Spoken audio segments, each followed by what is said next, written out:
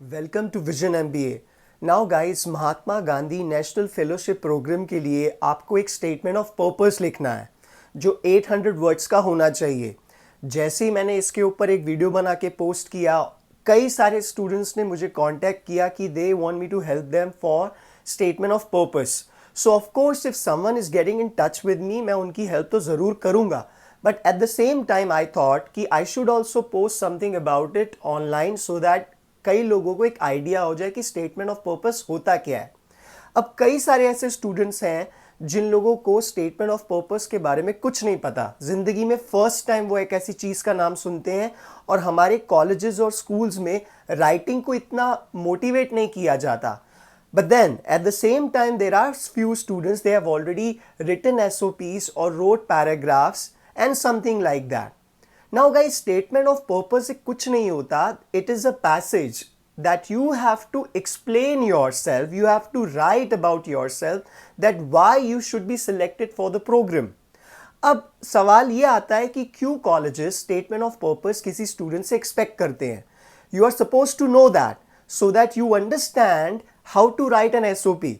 Guys, statement of purpose examiner या कोई भी कॉलेज आपसे एक्सपेक्ट इसलिए करता है, वो आपकी कम्युनिकेशन स्किल्स जज करते हैं, वो आपका थॉट प्रोसेस जज करते हैं, वो ये जज करते हैं कि आपकी लाइफ में क्या हुआ, आप सोचते कैसे हैं, आपका लाइफ को लेके आपका एंगल क्या है, कैसे आप अप्रोच करते हैं चीज़ों को, and how you can present it.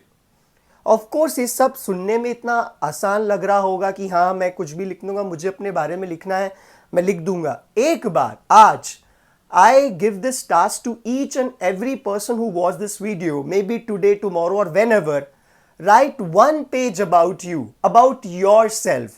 We are easy to judge others, we are easy to judge others on many things when we are on a road or when we are outside.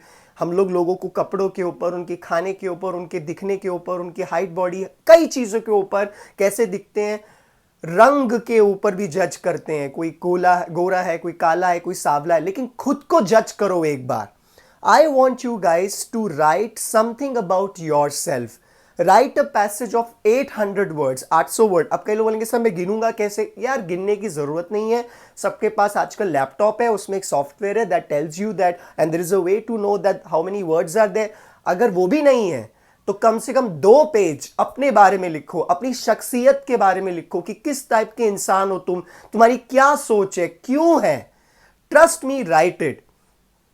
अब आपको statement of purpose में वही करना होता है। But then in statement of purpose also you have to mention about your educational background somewhere, about your achievements somewhere in between, so that the college or the institution gets to know not just about you as a human being but also how intelligent you are, so that you get select. It is easy, but at the same time it requires a lot of thought process, और समझने की क्षमता उन्हीं में ही होती है जिनके पास अकल होती है। Of course, it is easy, but then it requires practice.